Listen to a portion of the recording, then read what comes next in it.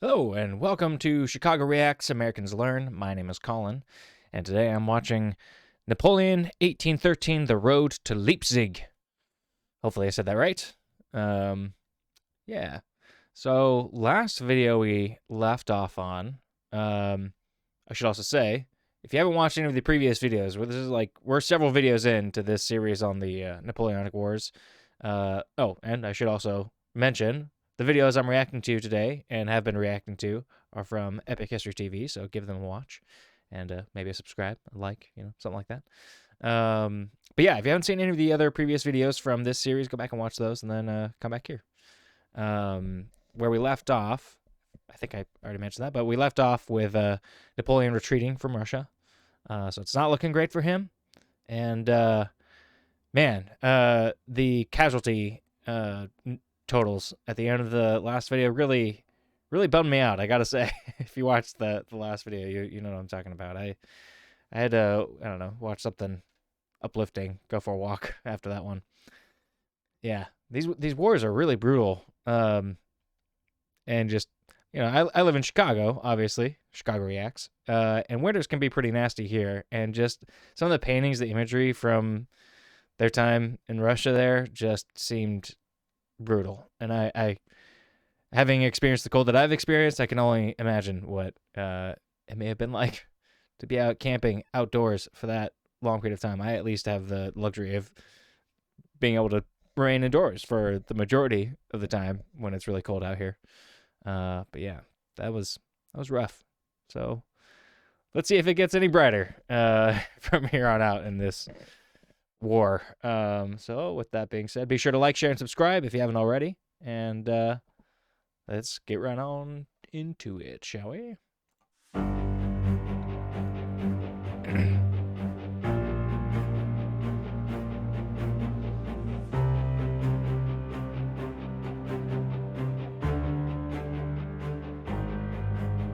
(1812) had been a disastrous year for Napoleon. His invasion of Russia had led to the almost total destruction of an army of 500,000 men. Now Poland and Germany were wide open to Russian attack.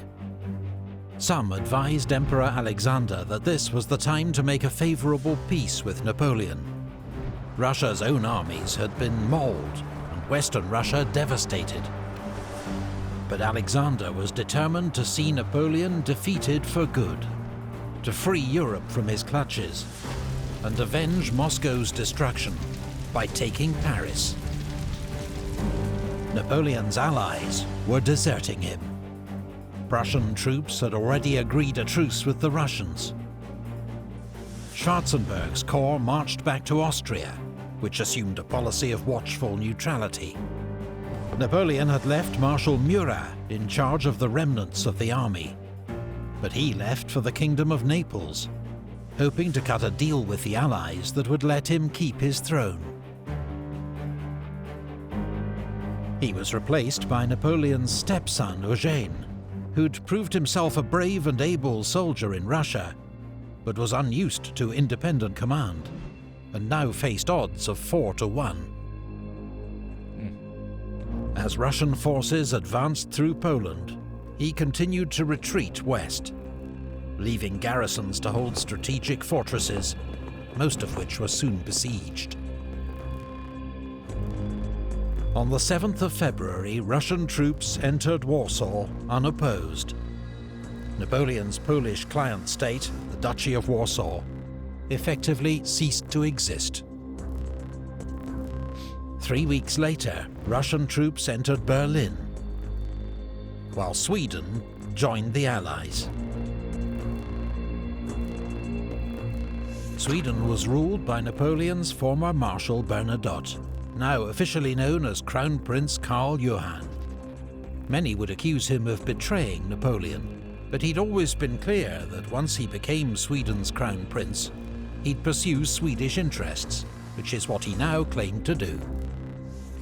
In exchange for Norway, to be taken from France's ally Denmark, and £1 million from Britain, Bernadotte agreed to join what was now the 6th coalition against France since the Revolution, with an army of 30,000 troops. 10 days later, King Frederick William of Prussia declared war on France. It followed weeks of indecision. The king was widely seen as a weak character and terrified of Napoleon. But with guarantees of Russian military support, the return of lost territory, and enormous financial and material aid from Britain, he agreed to field an army of 80,000 men. On the 17th of March, he issued a proclamation to the people of Prussia and Germany, "An mein Volk," to my people, summoning them to fight for Prussia and Germany's honour, in what would soon be known as the German War of Liberation. The Prussian army had been greatly reformed since its humiliating defeat to... So, I guess one question I have now is was this considered like a series of multiple wars, or like one big war that spanned several years? Because like if they considered this the German War for Independence, like did they consider that their own separate thing, or is it a little bit of both? I don't know. Someone help me out in the comments, please. Thank you. Napoleon in 1806.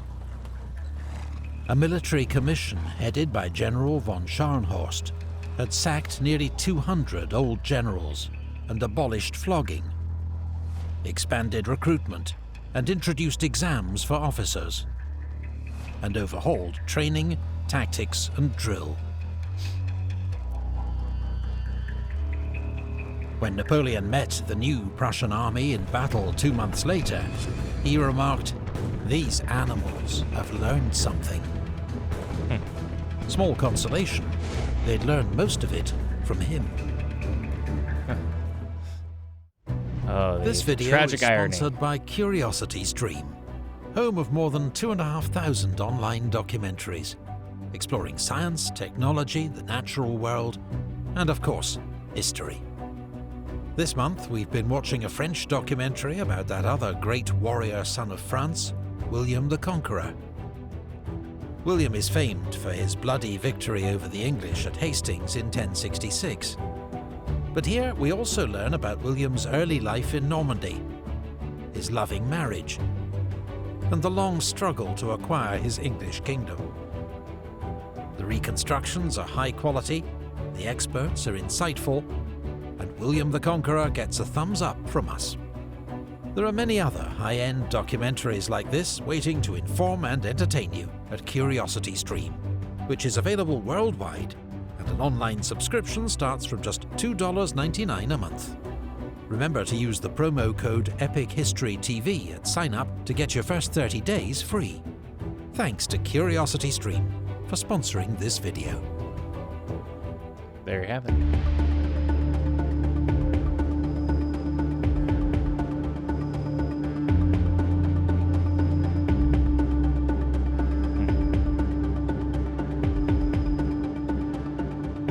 As his enemies massed in Germany, Napoleon was in Paris, working tirelessly to build a new army with which to face them.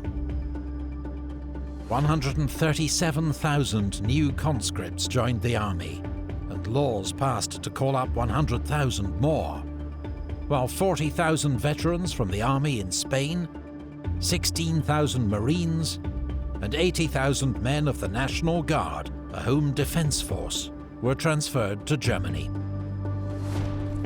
The new conscripts were nicknamed Marie-Louises, after Napoleon's young wife, who'd passed the new conscription laws in his absence. They were young and raw. 2/3 were teenagers. That was interesting. So what did he say here? His wife, like, Wife, who'd passed the new conscription laws in his absence. Interesting. Yeah, I guess I didn't know much about Napoleon's wife, and that he was, or that she was, that involved in kind of the day-to-day decisions. I don't know if that's necessarily day-to-day, I guess. Yeah, kind of day-to-day decisions. Interesting. I would like to learn a little more about that. A little more about Napoleon's wife and her role in all of this. Because I don't think I've heard much thus far in this video series about her. I know, I recall that, they mentioned when they got married. Don't quiz me on that, because don't quite remember the exact date, but but yeah, that'd be interesting. I want to learn a little more about that, how that all worked. They were young and raw. 2/3 were teenagers, and there was a severe lack of experienced officers and NCOs. In short, the countless irreplaceable veterans now lying beneath Russian soil. There was also a critical shortage of cavalry, a crisis mocked by British satirists. It would take Napoleon longer to replace the many thousands of horses and trained horsemen who'd perished in Russia. When Napoleon left Paris for Germany in mid-April, the French situation was precarious. Eugene had been forced back behind the river Elbe to the fortified city of Magdeburg. Dresden, the capital of Saxony, had fallen to the Prussians. The Duchy of Mecklenburg-Schwerin became the first German state to defect from Napoleon's Confederation of the Rhine. Russian Cossacks raided as far as Hamburg, inspiring local revolts against French occupying forces. Meanwhile, Austria stood on the sidelines, so far declining to back either side. Napoleon's miraculous feat of organization meant he now had more than 200,000 troops in Germany. And the Emperor's personal magnetism was undimmed. The morale of his army was high. The Russians, on the other hand, lost their iconic commander, Field Marshal Kutuzov, to pneumonia on the 28th of April. His role was taken over by General Wittgenstein. Russian troops were exhausted and far from home, their army weakened by the need to contain French garrisons across Poland and Germany. Prussia and Sweden had yet to fully mobilize their strength, and Allied forces barely mustered 100,000 men. They were now heavily outnumbered by Napoleon, and the French Emperor decided to strike quickly. He ordered Marshal Davout to Hamburg with 35,000 men to secure his northern flank. He would march against the Russian and Prussian forces converging on Leipzig to force a decisive battle. Victory would make Austria think twice about joining the Allies, allow him to rescue the 90,000 men trapped in garrisons across Germany and Poland, and re-establish his dominance over Europe.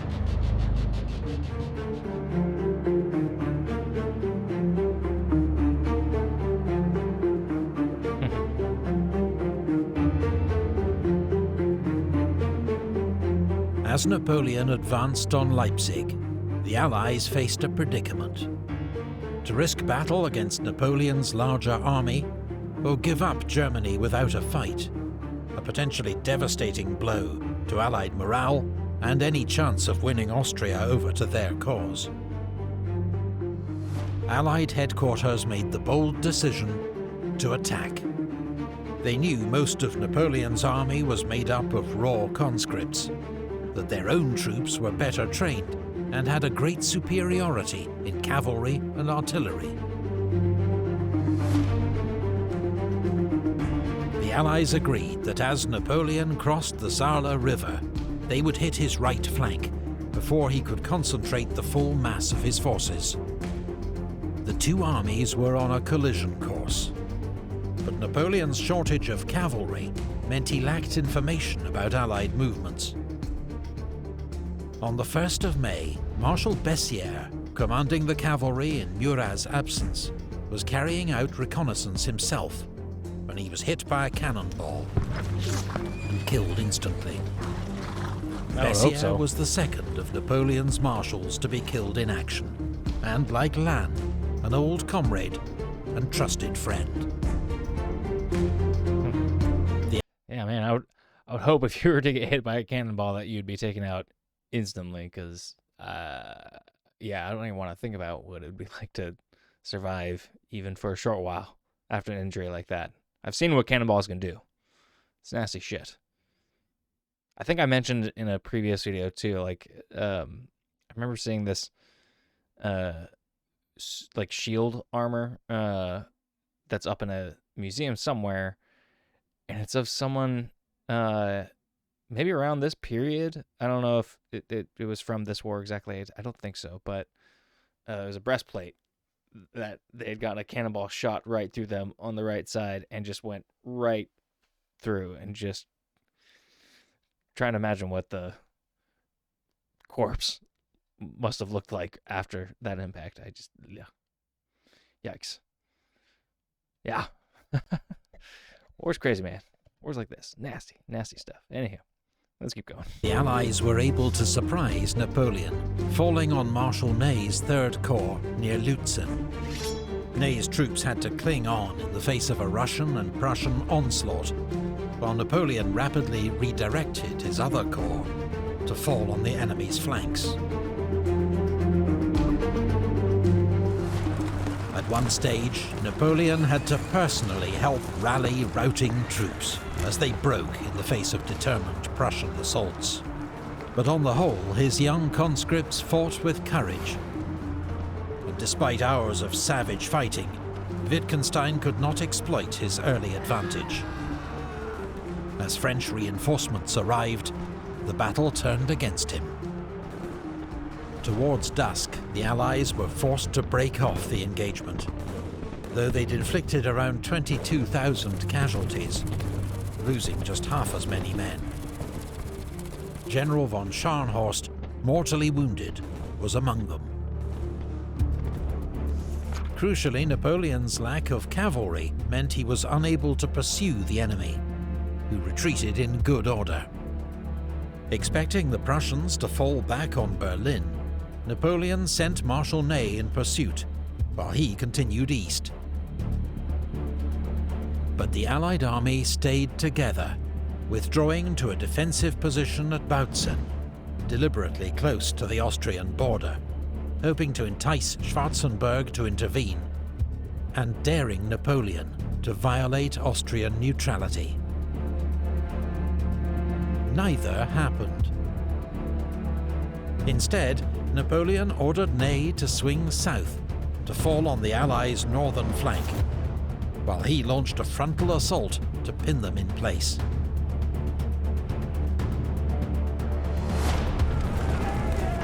The battle lasted 2 days, as French infantry struggled forward against the Prussian and Russian lines. But a misunderstanding over Ney's orders caused a delay that allowed the Allies to narrowly escape Napoleon's trap. I wonder how that misunderstanding occurred. Like, what? How was, I want to know the story behind that. You know? Who was delivering the message? How was it being delivered? What was the misunderstanding? What was the order supposed to be, and what did they think it was? I need more info on that one. Because, man, that's a crucial mistake, as I'm sure we'll see. Once more, the Allies fought with great determination and inflicted many more losses than they suffered. There were more casualties during the pursuit, including the next day General Duroc, Grand Marshal of the Palace, responsible for Napoleon's personal arrangements, and his closest surviving friend. Riding with Napoleon's staff, a freak cannon shot ricocheted off a tree and disemboweled him. Oh, God. His slow, painful death deeply upset Napoleon. Yeah, see, that's what I was talking about with getting hit by a cannonball. Like, you hope that if you were to get hit by one, that it takes you out instantly, because disemboweled, man, and to live for at least a short while after that. Oh, God. And with the medical technology of the day, no thank you, no thank you. Yeah, I mean, was this during this period? What were they using for painkillers? Was it opium yet, or what? I don't know, cocaine or some shit? Like, what were they using back then for, if any kind of anesthetic? Or morphine? Had morphine been invented yet? No. Yeah, this is like, yeah, 1813, 1812. Yeah, we're in 1813 now, so. No? I don't know. I don't know when morphine was invented, but yeah, anywho, the point is, given the medical technology of that time period, I would not want to have to sustain an injury like that and just slowly pass. Yeah, let's keep going. The Emperor continued his pursuit to Breslau, once again hindered by his lack of experienced cavalry, while Oudinot was sent north to take Berlin, but was held at Luckau by von Bülow's Prussian corps. On the 2nd of June, with both sides strained to breaking point, neutral Austria proposed a ceasefire, which, to the surprise of many, Napoleon accepted.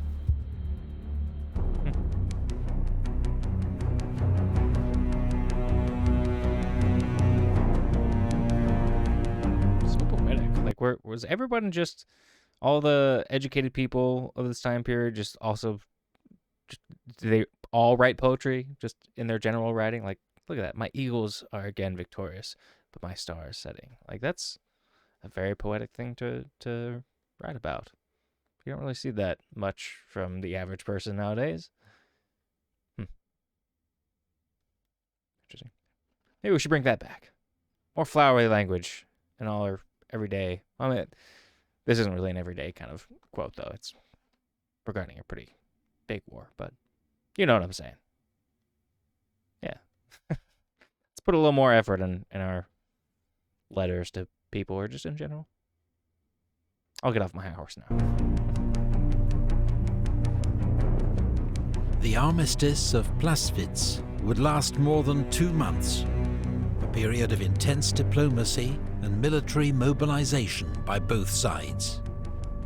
Napoleon wanted time to rebuild his cavalry, a shortage of which had allowed the Allies to escape twice. But he also wanted to keep Austria on side, which he feared might join the Allies with 200,000 troops, even though Emperor Francis I was now his father-in-law, since Napoleon's marriage to his daughter Marie-Louise in 1810. Austrian Foreign Minister Clemens von Metternich, who'd become one of 19th century Europe's most influential statesmen, now took centre stage. Metternich wanted peace and to see Austria restored as a great European power, which meant Napoleon contained, but not crushed, which would hand too much power to Russia. In June, he travelled to Dresden to ask Napoleon to make concessions, while promising the Allies that if he did not, Austria would join them. But Napoleon dismissed Metternich's terms out of hand. He would not return the Illyrian provinces to Austria, agree to the repartition of Poland, or the breakup of the Confederation of the Rhine. All were out of the question. Napoleon famously threw his hat to the ground in fury. "Peace and war lie in your Majesty's hands," Metternich is said to have warned him. "Today you can still make peace. Tomorrow it may be too late." But Napoleon preferred war to what he called a humiliating peace. I mean, I don't know if, yeah, humiliating would probably be a good word, but there's probably a few other words you can describe that kind of defeat. Just, yeah. I mean, he probably knows what's coming to him, you know, if he surrenders or, accepts defeat. My knowledge knows that he gets exiled, so he probably anticipates something like that, if not death. So, yeah, why would you give up now? It's a little rough, but I mean, I don't know. I'm just kind of like interesting.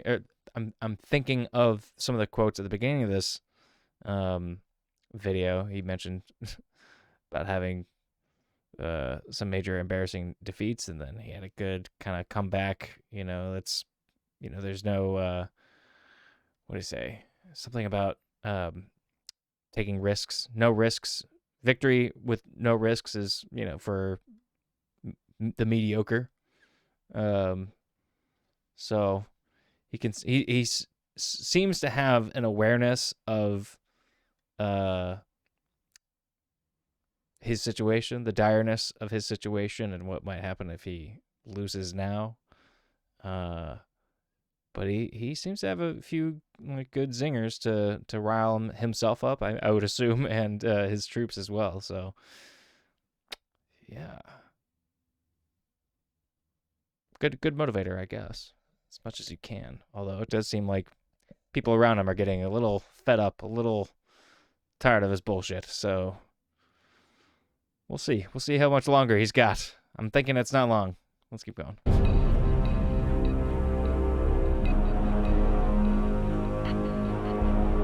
Sorry.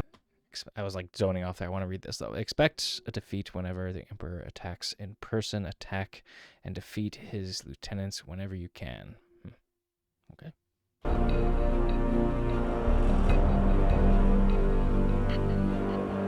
On the 12th of August 1813, Austria joined the Sixth Coalition and declared war on France.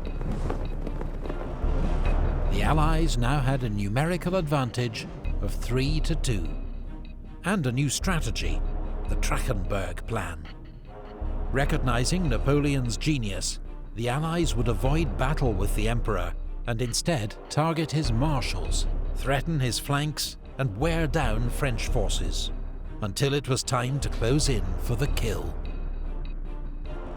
Over the next few months, the coalition would also receive massive material support from Britain, including £8 million in silver and gold coin, 200 cannon with transport, 120,000 firearms, 18 million rounds of ammunition, 23,000 barrels of gunpowder, 30,000 swords and sabres, 150,000 uniforms, 175,000 pairs of boots, 1.5 million pounds of beef, biscuit and flour, and 28,000 gallons of rum and brandy.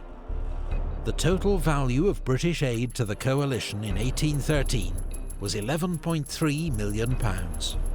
Today, worth around $500 million.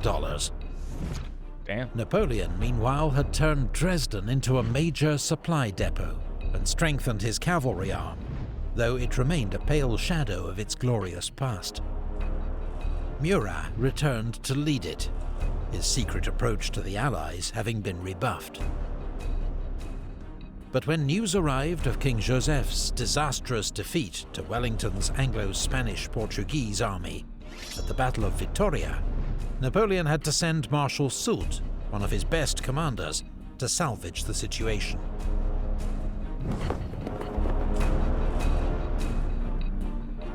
On the 15th of August, Napoleon left Dresden and advanced against what he considered the most urgent threat: the joint Prussian-Russian army of Silesia, commanded by General Gebhard von Blücher, soon to win the nickname Marshal Vorwärts, Marshal Forwards, for his aggressive leadership. But Blücher followed the new plan and retreated when he learned of Napoleon's advance. Napoleon then received news from Marshal Saint-Cyr, holding Dresden with 20,000 men, that Schwarzenberg's gigantic army of Bohemia was approaching, and the city and its supplies were in danger. Napoleon left Marshal MacDonald to keep an eye on Blücher, and raced back to Dresden, sending Van Damme's First Corps to threaten Schwarzenberg's communications. By the time the Allied assault began, enough reinforcements had arrived to fight off the attack.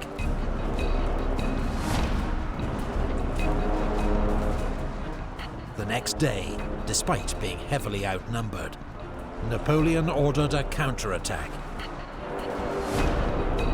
Struggling through mud and heavy rain, Marshal Murat's advance, supported by Victor's Second Corps, broke the Allied left flank and took 13,000 prisoners.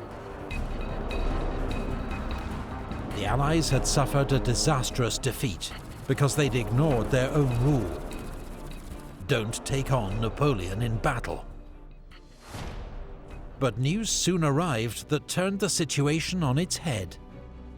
Marshal Oudinot had resumed his advance on Berlin with 66,000 men, but in 3 days of heavy combat around Grossbeeren, he was defeated by Bernadotte's Army of the North. Some of the most savage fighting was between Napoleon's Saxon allies and von Bülow's Prussians, two German states that for now remained on opposing sides. 3 days later, at the Katzbach River, Blücher inflicted a crushing defeat on Marshal MacDonald, driving some French troops into the river itself. MacDonald lost 30,000 men, 3 Eagles and 100 guns, for Blücher's 22,000 casualties. What do they mean when they say eagles? When he said he lost 2 eagles? Those like... Are they referring to the what's the word? Little figures on the tops of the flags that they fly into battle, you know? With the eagle and the staff? Am I thinking like the Roman infantry kind of thing? Is that what they're referring to? What is that? Someone help me out. I don't know what they mean by eagles. Because they're also referring to like cannons and stuff, so I don't know. Yeah. What do they mean by that? Someone help me out. 3 days after Napoleon's victory at Dresden, as Van Damme's corps pursued the Allies, it became trapped in wooded valleys around Kulm and was overrun. General Van Damme himself was dragged from his horse by Cossacks, as he and 10,000 of his men were made prisoner. Napoleon sent Ney to take over from Oudinot, who engaged Bülow's Prussian corps at Dennewitz. The Prussians, fighting to save Berlin, held their own until Russian and Swedish reinforcements arrived to turn the battle decisively in the Allies' favour. Ney's retreat became a rout, with the loss of another 22,000 men. Napoleon's brilliant victory at Dresden had been completely overturned in just 10 days. The Allied plan was working. Napoleon became increasingly frustrated as Allied armies withdrew wherever he advanced, and advanced wherever he was not. His teenage conscripts were exhausted by constant marching, and famished as Saxony had been stripped bare of supplies. Thousands fell sick, thousands more deserted. Russian and Prussian light troops were now operating behind Napoleon's army, harassing his communications with France. Many of Napoleon's marshals advised him to pull back to the River Rhine. But Napoleon wasn't giving up Germany without a fight.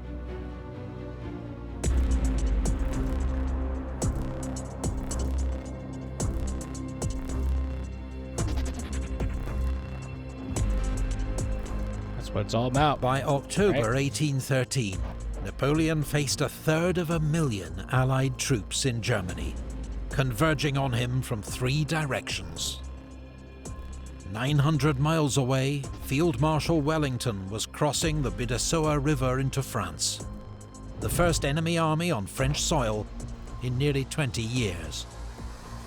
While the Kingdom of Bavaria, a French ally since the days of Austerlitz, had secretly agreed to switch sides and would declare war on France on the 14th of October. Napoleon planned to defend the line of the River Elbe. You know, I would like maybe some more information, or maybe like another video that kind of goes into a little bit more detail into the politics around stuff like that switch, you know? Like, I can assume people are probably getting tired of Napoleon's shit, but like, I want to know more. I want to know more what happened in those rooms to make those deals, and because that's, yeah, why switch mid war like that? That'd be interesting. I think. I maybe I'll scope out Epic History's video page and whatever channel, and see if they got a video with a little more info on some of politics during this time. Yeah. If you know of any sources too, let me know down in the comments, please. But we're almost done with this video, so let's keep going. But the arrival of General Bennigsen's reserve Russian army freed up Blücher, who suddenly marched to join forces with Bernadotte and forced his way across the Elbe at Wartenburg. Napoleon went north with 150,000 men, seeking the decisive battle that would change his fortunes. But once more, Blücher narrowly escaped him. Then came news from Murat, who'd been left with 67,000 men to cover Schwarzenberg. The enemy had bypassed Dresden and was heading for Leipzig. If the city fell, Napoleon would be cut off from France. Once more, he was advised to fall back to the Rhine. But instead, Napoleon ordered all his forces to concentrate at Leipzig. He would risk everything in one great battle to decide the fate of his empire and the fate of Europe. Thank you to all our Patreon supporters for making this series possible, and to CuriosityStream for sponsoring this video.